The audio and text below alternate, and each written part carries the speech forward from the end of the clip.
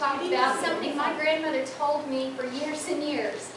She used to repeat to me, absence makes the heart grow fonder. It makes the heart go yonder. She gave me this funny little shrug. And I never really knew what that meant until I became a military wife. And there is nothing that could be truer to this. The people that are separated by non-cohabitation most are either people that are involved in the military and have deployed member, or someone who their loved one is incarcerated. Those are the two major reasons. Whoops. All right, I'm not used to this. It's all right. We'll get there in a second. So a study on soldiers of the positive and negative effects of deployment. The positive side is they make some extra money, usually. They are working on self-improvement, and they have time to think. But the downside is they're disappointed with the military or the chain of command. They are away from their family and they miss important events, and last but not least, their marriage or their partnership usually suffers, or it suffers a lot. Even in 1942, Kabinoki wrote a long academic article that addressed the problems of marital separation. At the time it was just marital separation, but the problem lingers on between partners even today. Even 30 years later, 70 years later, we're facing the same problems. We have 3 decades of deployment separation that emphasizes the dysfunction of the responses to separation. The past was a little bit different than it is today. During World War II, the Korean conflict, and Vietnam, those were all military combat units. There were no women really deployed with them besides the supportive help. So graphic sexuality at that point was truly the nose art on the outsides of the aircraft and other types of materials. They were able to write letters, listen to the radio, and listen to records. Now it's a little bit different. We do have women deployed with men, and quite a few of them. This brings out a lot of fears in the partners that stay at home, worried about the infidelity overseas, because the quarters are right next to each other, showers are right next to each other, and they are serving right next to each other. So it makes it a little bit different, and there are very high rates of infidelity overseas. So people are pretty nervous about it. And when one partner thinks the other partner is cheating, sometimes that partner cheats in response, and so it ends up being a negative cycle. And then you add the fact that we have electronic media now where there's pornographic materials, and there's a problem with self-masturbation for instant gratification while the soldiers are overseas. And that also deteriorates to the relationship. The deployment to a combat zone is a little bit different. A lot of people will say that, oh, my spouse travels a lot for work, or I know what it feels like because I've got a family member that's incarcerated. There are major differences, along with the fears for their safety and whether or not they're going to return home to you. There is absolutely no chance of you going to visit them. Just none. You're not going over there. They are deployed for very long periods of time, and up to 27% of the deployed married soldiers in Iraq experience some form of marital problem, but that percentage was even found to be higher if they were deployed for over 6 months. You can see the statistics I put on your table from the Family Process Org on the issues reported during deployment. You'll see how people have their fears and what statistically those fall into. Okay.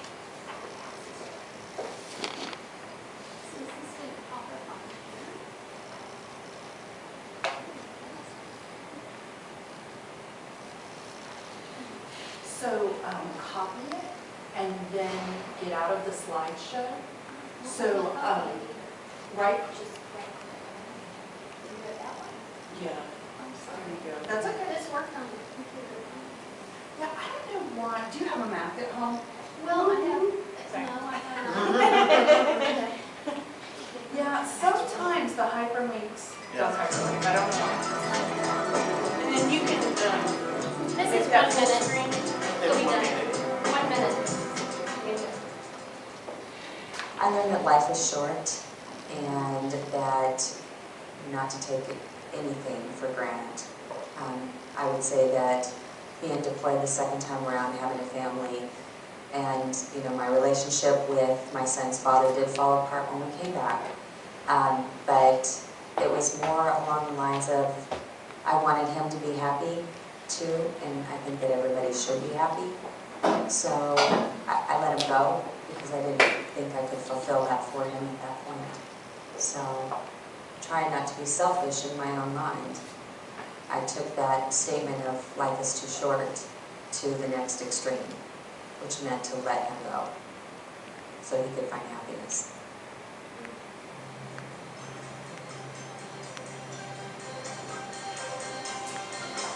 So Dr. Gottman has the Gottman Institute, and he suggests that combat is partially responsible for creating combative and ineffectual communication styles. People find themselves, when they do talk on the phone at times, they pick fights with each other. They end in arguments, leaving both people feeling alienated, isolated, and very lonely. They fight over control at home, and so forth. It turns into a negative cycle. This is the cycle of deployment, and as you'll notice, it goes in and out of your feelings. The trip to Fiesta, Texas is really great, but after a while you really do feel like you want to get off the roller coaster. And this is what people feel whenever they are in a deployment cycle. It changes their home routines whenever they come back, and they end up feeling like, well, you're coming in, you want to take over, you want to pick up where you left off, but it doesn't work that way. We've already changed our lifestyle while you've been gone, and then they have to readapt, even if it's only for 2 weeks. It can be pretty difficult on them, and so they will come to you with issues of how do they manage their emotions during this time. Adaptive process is what you're going to help them with. If you see the statistics from Arola 2011, that is on the second page on adaptation statistics, and how they adapt to communicating and maintaining intimacy while during the deployment. They need to work on positive bonding, on their relationship and challenges that they face as a couple, and how to maintain a long-term stable commitment to each other. And usually with positive psychology, they can make meaning of the reason that they are deployed. And it really does come down to the idea that you've got to find a reason for the deployment. If you find no reason, a lot of times that leads to a very destructive relationship between each other. The way for the adaptive process, the first one is interpersonal continuity. This is without face-to-face mediated interaction. This is part of your autonomy connection during the deployment. And as you can see, you use social artifacts. In our case, we collect double mugs everywhere we go. So whenever I use one, I remember that I have that memory of our good times together. And some pictures that I look at, and that brings a certain amount of happiness and togetherness whenever we're apart. The dyadic continuity is your mediated communications where you have a bit more interaction. It can actually feel almost real. It's virtual. And that way you feel like you're together. So Skype is probably the best one. With that, you can actually select the types of things you say, the way you say them, how they're phrased, because you have time to think about it ahead of time. And you can actually intensify your intimacy during the deployment. So it is possible to build your relationship as opposed to just trying to maintain it. Self-disclosure is the core of the intimate relationship. Just like you as counselors will be giving your clients some amount of self-disclosure to help connect with them. Self-disclosure is real important, and it can be real hard for the person deployed because they have been programmed not to give you information. Self-disclosure is obviously counterintuitive then whenever they've been shown that if they give you too much information about what's going on, that's a sign of weakness or how they feel. But it's very important for them to be able to do that with their partner. They want to build on problem-solving skills and using warmth during their interaction and try to avoid the combative tendencies of anger. One more short video.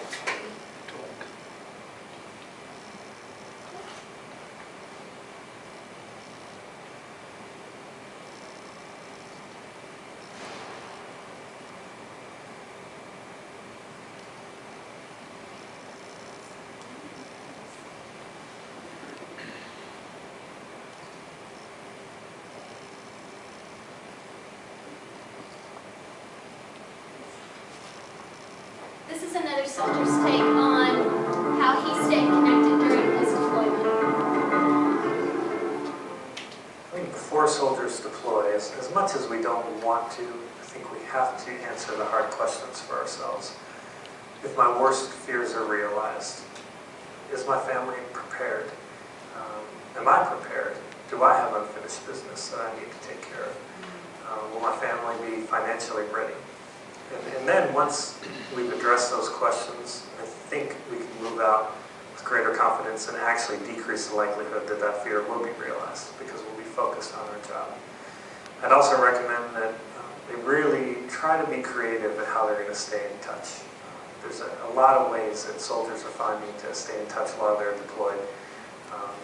One of the things that I did that I think was enjoyable was when you're deployed, DVDs are cheap and readily accessible.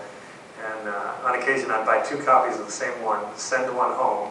Of course, it wouldn't get there overnight, but over time, my wife would get it, and then we'd watch it, in the same time frame, and try to pretend in our heads like we're having a date, and touch base by phone shortly thereafter to talk about the movie or whatever it was. And that was kind of a fun way to try to feel like you're connecting.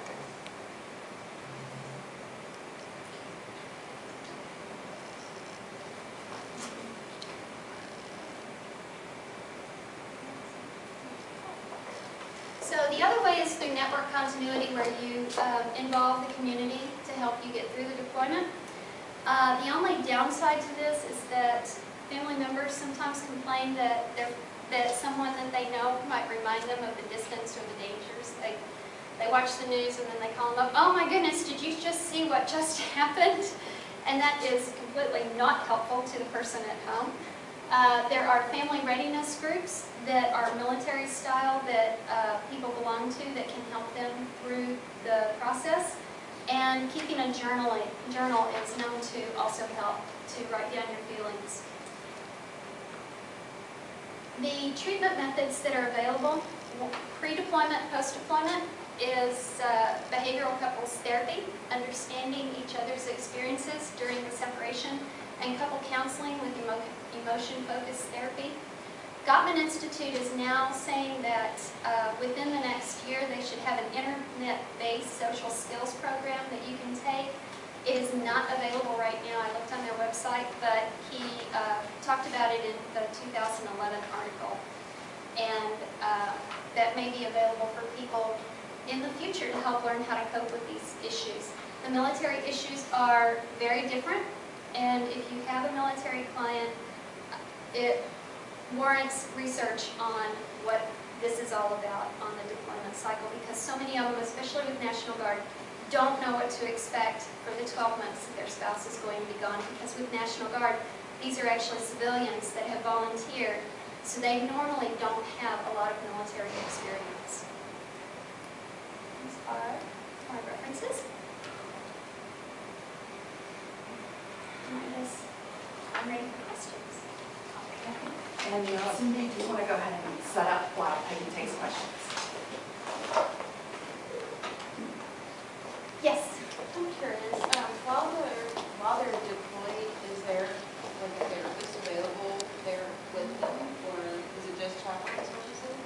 There are mental health services overseas that they can access. A lot of times you find that the veteran has less problems with the deployment psychologically than the significant partner that's here in the States, because they're busy. The ones here in the States have a lot of time to sit and think. Yes? I was just wondering, And maybe I misunderstood, but since there's a lot of infidelity and, or whatever, well, it sounded like you had said self-masturbation was a problem. Is that considered a problem? It is because studies have recently decided that it actually hurts the relationship, because whenever someone self-masturbates and they have the gratification, they're very alone in this, and it instills something internally that you don't need that partner then, and you have less need for the partner to fulfill those needs. I would just think it would be healthy while they were deployed for both partners, because I consider it, personally from studying, it seems like a healthy thing, in my opinion. I mean, if it's between that or having an affair. Well, It's okay. yeah, But you've seen research studies? that's this research study. Several of them mentioned that okay. I didn't have enough time to go into everything that I would have really liked to have gone into, but I kind of touched on it slightly. There are ways to have intimacy with your partner while they're deployed. And it is masturbatory. Oh, okay. Phone sex. Skype sex. There you go. Okay. That makes sense. Yes, That makes perfect that sense. is Like, Well, that's 100% perfectly, I would beneficial support to that. both versus sides. they become more and more alone, more separated from the partner. That's it. Whenever they are looking at pornographic material online, they are less focused on their significant other. Now, we're only talking about people that actually have a relationship. If they're over there and they're single, I don't think that's even a question. Or over here and single. Go for it. Or anywhere. Okay. There's something wrong with masturbation. No. That makes perfect sense. Of course not. We figured out it doesn't make you blind a long time No, ago. it simply takes away from the relationship that you are trying to maintain with one other person. No, now I understand. That's why I wasn't going to ask, because it does make people feel embarrassed, but I had to ask because then I would feel like I left with never knowing what you meant. I would, okay, go ahead. I was just going to say, I'm really curious now. I wonder if in the study they've included a group that masturbates fantasizing about their partner. Well, that is part of one of your statistics on how cool. often, and this is one of my research questions, is how often people that have intimate relations with their spouse or their partner overseas, what the percentage is of discord upon return. And my hypothesis is that they have much better relationships if they have maintained a sexual contact or a sexual intimacy while the spouse is deployed than if they have not. Yeah, I And see with the Skype and everything. That seems one very blog that I logical. found at one point Yeah. during the research, I couldn't ever find it again, girl said, you know what, that's just disgusting. They're sent overseas, they're supposed to be focusing on the war. They shouldn't think about sex, they shouldn't think about anything but doing their job. That's why we lose wars, whatever. And I found that to be very disheartening, that someone would not realize that sex is a part of life and that it's a natural release, and without having that type of reinforcement, people become despondent.